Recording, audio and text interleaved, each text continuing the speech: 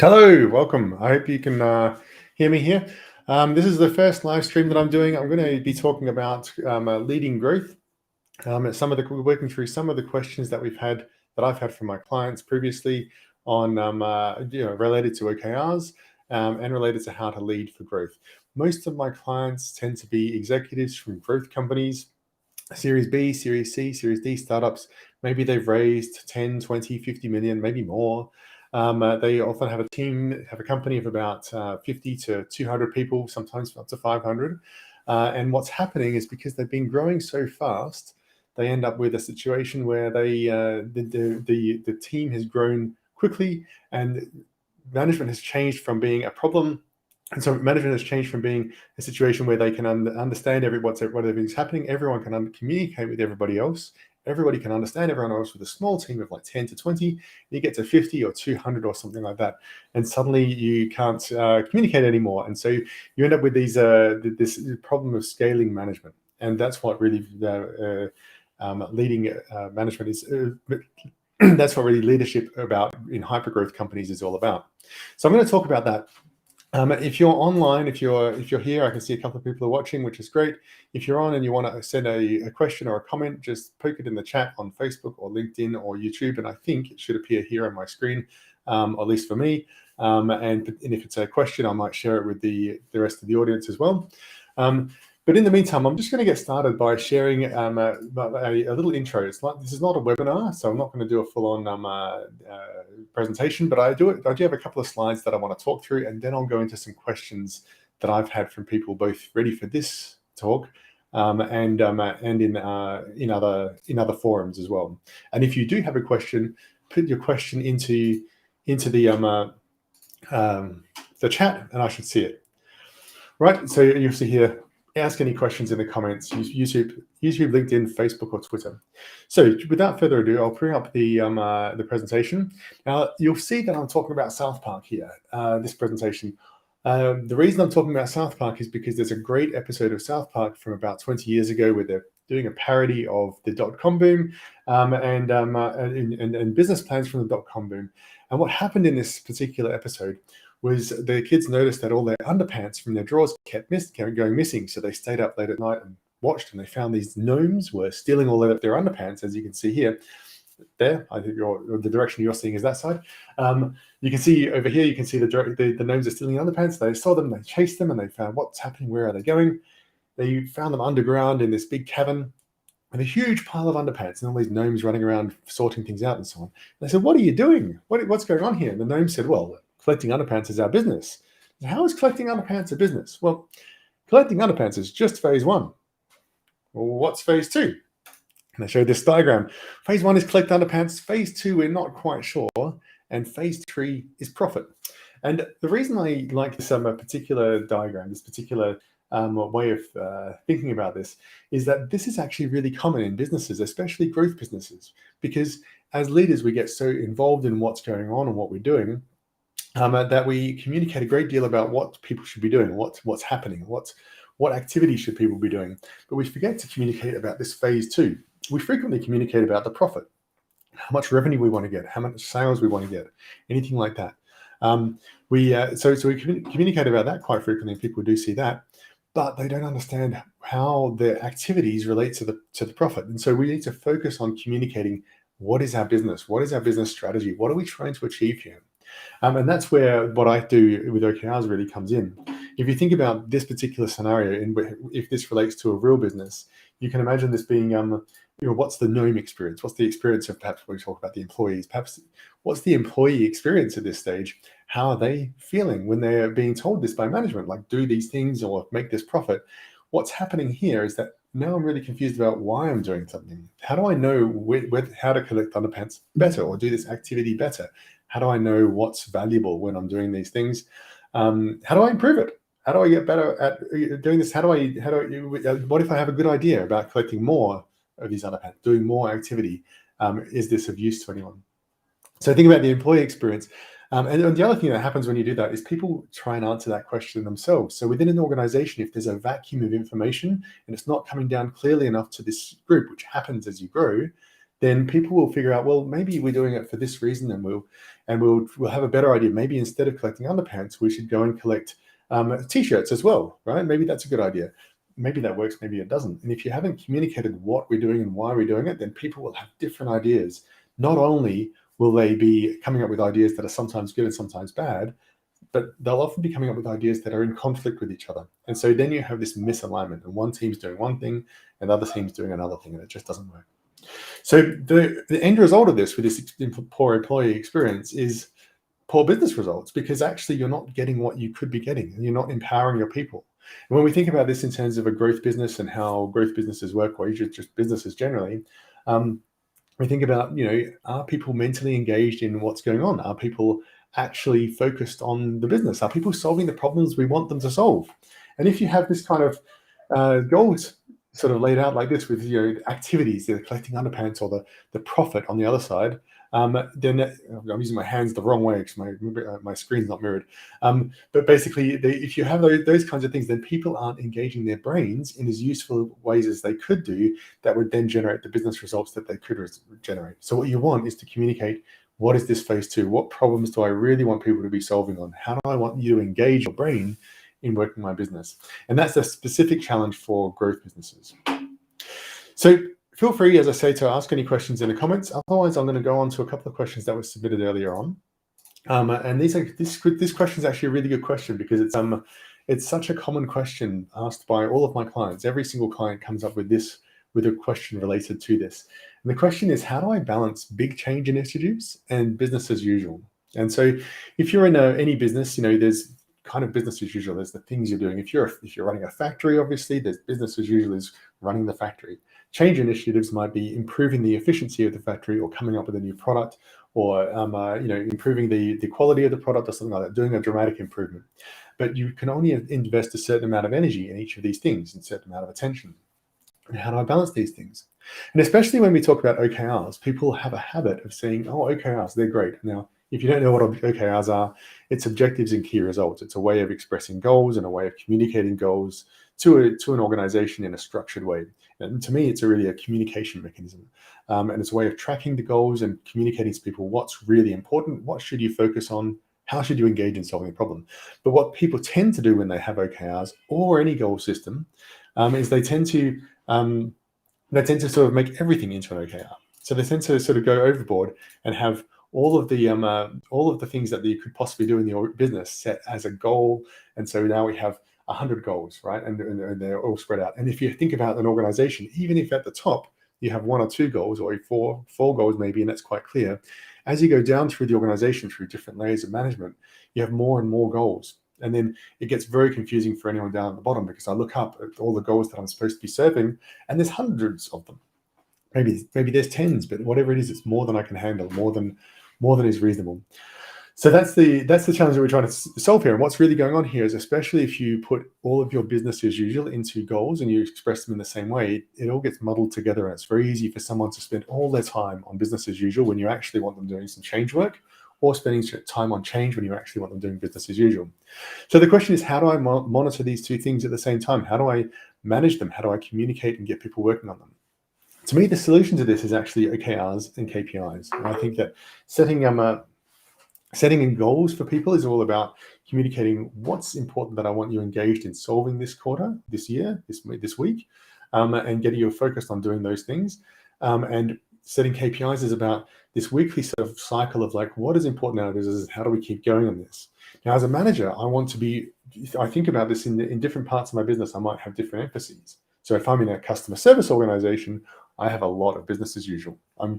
We're closing tickets, we're serving customers, we're answering questions, we're implementing something for our customers. If I'm in a product or engineering organization, perhaps I have a lot of change, because I'm constantly building features, building new products and so on. So I'm constantly changing things. And so we have different kinds of emphases there. But on but everyone has some business as usual. And so when you have this business as usual, something that's sort of the same every week, we're not necessarily changing it, we need to keep doing it. You want to track that with some sort of KPIs. But it's not enough to just have a KPI and just have, here's our number, it's in the dashboard over there, we can go and have a look at it. You want to bring that up to your teams and bring this up in a meeting and regularly communicate about this. And it's the same with OKRs. You need to have the meeting that goes through, these are our priorities, and what are we doing? How are we going on the activities and initiatives that we have that are going to deliver on these OKRs or these priorities or these goals? And how are we reviewing our KPIs? How are we doing with our business as usual? And put the attention on that. Now, as a manager, you've got to balance these two things. And so my recommendation is to have two meetings. You can have one meeting and put them together, it's fine. But it's a conscious decision for every manager and every leader in how much energy and how much effort I put on each one. And the only way to do this is with a conscious understanding of what's actually happening. Like, do I understand how my business as usual is going? Do I understand how valuable that is? And am I putting enough effort into this? And if I'm an organization, an operational organization, I'm going to be putting a lot of effort into that, and maybe a small amount of effort into my changes. If I'm a very change-oriented organization, have some strategy team or a product team, I'm going to put a lot of effort into that, and a relatively small amount of effort into the business as usual stuff.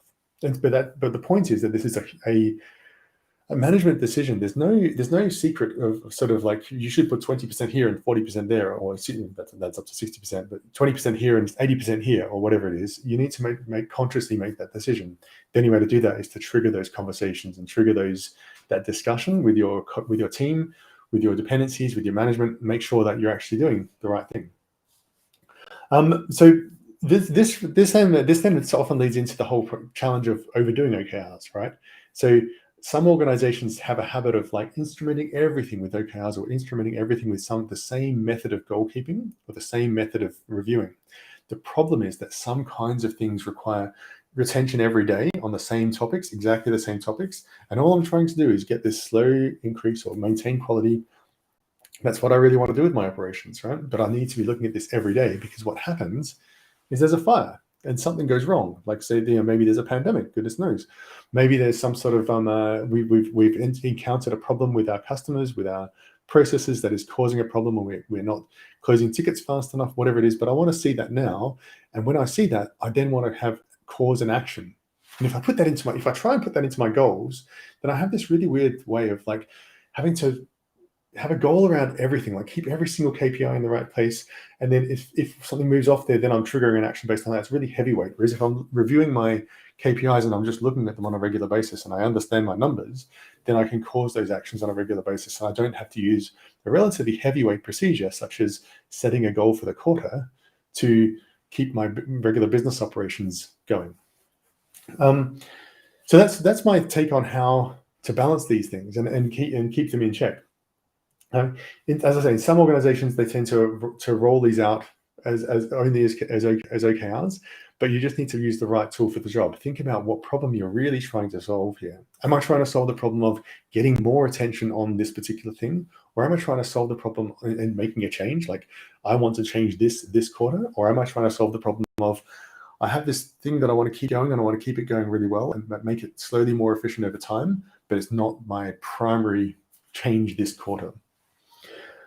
The second question that came up, that was asked by someone in the comments earlier on, or I think it was in a direct message, was about top-down OKR setting or top-down goal setting.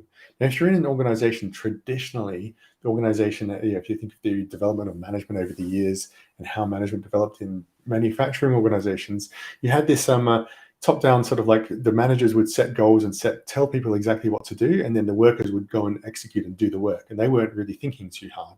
Like, if you're working in a factory, sure, there's problems to solve and there's things to do, but fundamentally, I'm doing the same thing repeatedly, and I'm just reporting back how I'm doing on this.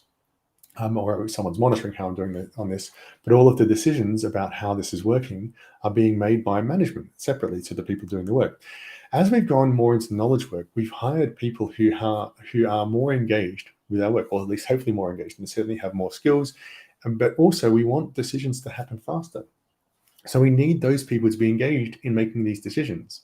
Now, as you get to a larger organization, you have a large number of people who are often, like if you're in a technology business or any form of startup or a place where you've hired a lot of business people, they're often highly opinionated about what they should be doing about some aspect of business here. So your challenge as a manager is, how do I engage them in solving the problems that I want them to be solving, engage them in the work, get them fully engaged and mentally involved in solving this, and delegate the problem solving to them while keeping them aligned with what we want to do. So you have this trick between top down and bottom up, right? And the challenge here is basically top down. You need to be setting the strategy. You need to be sort of setting a direction, setting something. And I think of this as basically there's a strategy and a vision and a mission and all of that.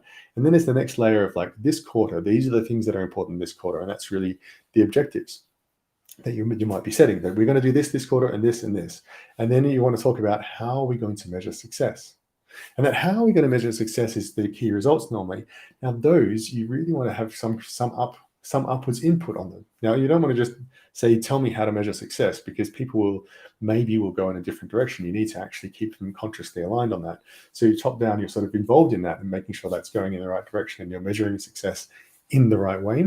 But by engaging those people in helping them assess how they will measure success, you can then make sure that they're actually fully engaged in the problem and you benefit from their understanding of their business. So now we have all these people trying to understand the business and learning about the strategy and implementing the strategy and being able to be delegated to. And that can be very useful. As you go down the organization, you want to make sure that people are having more control over what they're doing. So potentially within an organization, they will be setting some objectives, some key results, some goals, tracking their own KPIs, whatever it is, whatever's relevant. And as a manager, you want to be auditing that, making sure that you're aware of what they're tracking. Are you doing the right things here? Is this lined up with what we're actually trying to do at the top here? But you also need to give them a fair amount of autonomy. So the trick here is to find people who are capable and delegate enough initiative to them so that they can set the objectives, the key results, the KPIs, measure this on a regular basis, set the actions and activities in motion, create projects, whatever it is within a certain scope, and then trust them on that, but then audit. Because the action of auditing and going through and asking what are we doing and how is it going and how is that helping us get to this company-wide objective, that's the opportunity for coaching, for leading, and for guiding people in the right direction, and for bringing them back together along the aligned path that you're actually wanting to execute as a business. So in that sense, the real trick here is to understand how to draw out some of those initiatives from people, how to engage them in the direction setting process, at the same time as sending down that sort of unified direction from the top and having some sort of focus coming in from the top. So I've had a question here from someone, Mukom. Good to see you. Hi, how are you doing? Have you seen companies break a strategic objective like increase market share? I'll show this on the screen.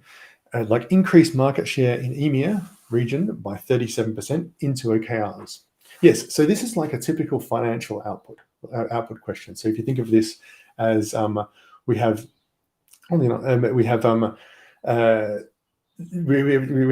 like a profit. So if you think of the underpants gnomes that I showed earlier on, I haven't got them on screen anymore, but if you watch the replay, if you missed it, this is the profit part, right? We're doing some activities, we have a phase 2, and then we have profit. The profit is the output, is we want to increase market share in EMEA region by 37%. And this might be a typical like a CFO financial plan, financial target type thing, the kind of thing that you would report back to your board or shareholders.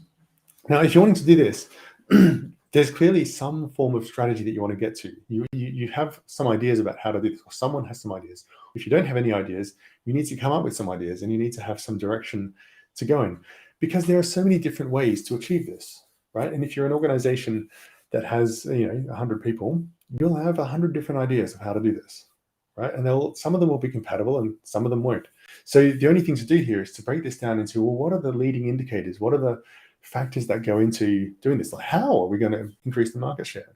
And you can imagine having this conversation in the management group, the leadership team, about how we're going to do this. What are we going to do? We're going to decrease prices. Are we going to have promotions? Are we going to increase improve our product quality? Are we going to improve our customer service? Are we going to increase the speed at which people can come on board? Are we going to ask for referrals? What are we doing? What are the factors that are going to go into this? As I say, some of these things will be compatible, some not compatible. If you increase customer service, you're increasing costs, which then means you can't decrease price, right? So there's some things that have to be held in balance, and someone has to make these decisions. That decision and discussion has to happen with management, and often involving upwards input from the rest of the organization. And then you break that down into the OKRs based on the strategy. So the strategy here might be, like, if you think about this as an OKR, I normally think of an objective without a number in it. I think of an objective as being setting the direction and inspiring action. So I want to say to my team, what we're going to do is increase our market share in EMEA, right? Or we're going to become a bigger player in EMEA or something like that, something that's going to sort of like make people think, oh, that's what we're going to do. Now, maybe we want to say something a bit more customer-centered and say that we're going to solve the problems of more customers in EMEA or solve the problems of a bigger selection of the market in EMEA or something like that. Something that can get people engaged in the problem because we're talking about whatever our problem is, whatever our market is and whoever our customers are and serving more of them. Then you break this down into objectives. Now, the objectives, as I say, depend entirely on the strategy you choose. So potentially in this case, you might be choosing to increase paid marketing, right? So you might be talking about things like the average cost per click or cost per acquisition. You might be talking about the number of leads that came in through paid marketing. But you might be talking about things like the things that go into that, such as customer service. Like, so let's suppose that what's happening here is you have quite a lot of referral basis, but you've done some analysis. You think that the referrals are not as high as they could, so we want to increase the number of referrals. So we go, okay, let's increase our referral rate from X to Y. But then we all think a bit further and we go, okay, what's going to cause the referral rate to go up? It's customer happiness. So how do I make my customers happier without spending a huge amount rejigging my entire product? I think my product's quite good. How do I make them happier in the meantime? Maybe I can figure out how to do better customer service. Maybe I can start sending reports to people. Maybe I can just increase my customer satisfaction levels. Maybe I can increase my customer satisfaction levels, decrease my response time from my support team, right? So lower a support team response time, increase customer satisfaction, increase referral rate, should increase market share. And now we're looking at this this sort of more holistically as, and now we have a strategy. And so now our teams can look at this and say, yeah, that's a strategy that we can actually work on. We can solve those problems. I can figure out, how do I increase customer satisfaction? How do I decrease the amount of time it takes to respond to things, to tickets, to customer requests coming in? So now I have an actual problem to solve. Mukam says here that strategic objective already looks like a key result. I hope I'm pronouncing your name correctly, Mukam. Maybe it's Mukom, but it already looks like a key result. It kind of does, but in many ways, it's very high level. It's very output type of key result, as in the things that I actually do. What I want my team to do is not focus on increased market share. I want them to focus on solving the problems that are going to lead to that. Right now, if I'm a small company, potentially I do that, and we talk about that on a regular basis. But in a larger organization, if I say that message to people will go in all sorts of different directions. So to me, it's not a great key result because it's more of an output, and it's something that is the output of a whole lot of other decisions. And as a management team, I really need to start making some of those decisions as I go on. So I hope that helped answer that question. If it does, that's lovely. And if you want to have a further chat about that, happy to have a chat about specifics, because I think some of these things really depend on the specifics of the organization and what's going on. One of the other questions that came in from previously on the chat was if you define your initiatives too rigidly at the beginning of the quarter. Maybe I can post this up here. Let's try this. I'm sorry for my slight lack of pre-organization here. Let's see if that would take. Oops. Let's try it. I don't think I can do this. Nope, it's too long. It's 120 characters, so I can't write it in there. So I'll have to just read it. If you define your initiatives too rigidly at the beginning of the quarter, are you not locking yourself in for that quarter? And as a result, you miss out on the benefits of being agile through OKRs? Yes, sometimes you are. And so this is the thing. This is the thing about OKRs or about any goal-setting system. Once you communicate that to your team, to your organization, then you've sort of set some direction, right? You've got people going in a particular direction. Now, if you think about, there was really recently a big crisis that happened in mid-quarter. Like we had the start of the beginning of the COVID pandemic was February of 2019, when we first really started to hear about it. It came into March as well, and that's usually middle of the quarter. So at the start of the year, people have set out their plans, and we're going in this direction. We're doing this sort of thing. Now, ideally, you're not going to change your mind on a regular basis anyway, but partway through the quarter, something big happened, and then everyone has to go, hold on a minute, we thought we were doing that, but actually we're going to do this. We're going to figure out how to work from home.